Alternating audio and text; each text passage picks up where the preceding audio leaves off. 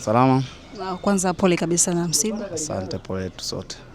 Watanzania labda wangependa kusikia hasa unaitwa nani, lakini pia katika familia ya marehemu Spark ni nani hasa? Naitwa Saidi, ni mdogo wake na marehemu Spark. Ni mdogo wake wa 3 katika watoto 6. Okay. Mimi natamani kusikia hasa marehemu Spark kwa upande wa familia yenu. Alikuwa ni mtu wa namna gani hasa? Alikuwa sio tu kaka.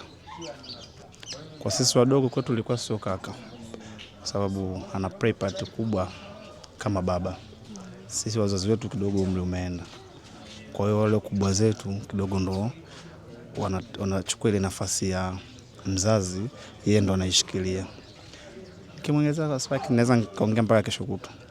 Sababu kwangu hajawa, yani kwetu kifamilia kimsingi hajawa tu kaka kwangu, wala hajawa tu kwa wale wakubwa, hajawa tu kwamba yule ni mdogo. Kuna vitu alikuwa very smart boy, niseme hivyo. Baada ya taarifa kutoka hospitalini, madaktari kuchunguza, labda Watanzania wangetamani kusikia labda marehemu amesumbuliwa na nini hasa? Hapana, Spark hajaugua. Kuna romance tu zinatokea huko kwenye mitandao. Tunaona muda mwingi kupata nafasi unachungulia kidogo na nini. Ingawa unapigwa simu ndo kama hivyo unaulizwa. Lakini hizo zingine zote ni zile ni just a romance. Kwa kujibizana hutoweza. Okay. Yes, Spark hajaumwa, hajalazwa. Kwamba kuna watu wanasema alikuwa anaumwa, alikuwa anaomba hivi nini, hapana. Amefariki. Tunasema kwa mapenzi ya Mwenyezi Mungu. Yeye alikuwa yuko nyumbani kwake. Of course Spark alikuwa kapumzika sebuleni. Kaka ameweza kula, mbia dada niendelee chakula, kala kamaliza baada ya kutoka kwenye mzunguko yake. Ametulia, baadaye na dada na watoto akamwambia baba naenda kulala. Ambia sawa mimi nipo. Akaendelea kukaa na simu yake akiwa na peluzi na nini kama ilivyo kawaida tu. Thereafter dada akaingia chumbani kwake kulala. Sasa kumbuka anapoingia kulala taa sebuleni bado iko on.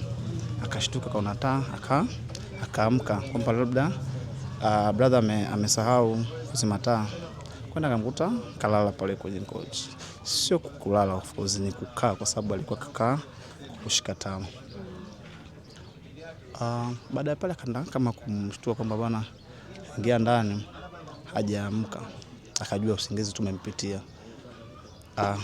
Yeye akaendelea kwenda ndani akaenda kupumzika. Akashtuka kama saa 10. Bado taa iko on.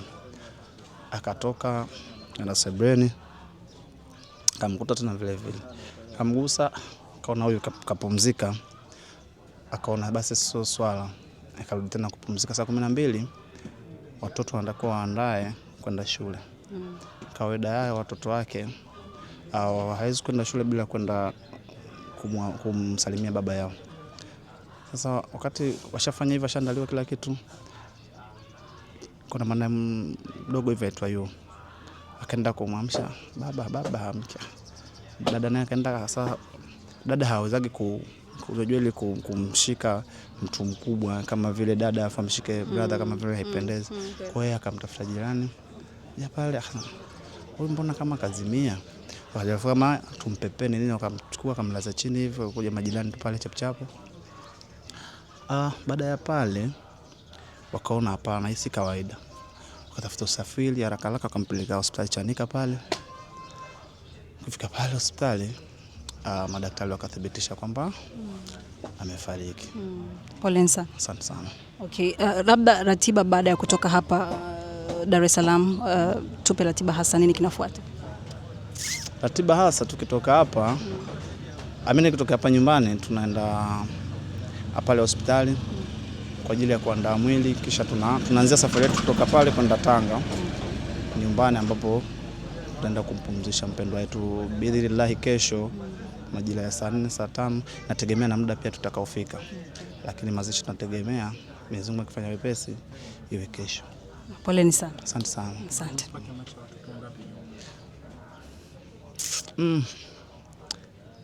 Ni 4.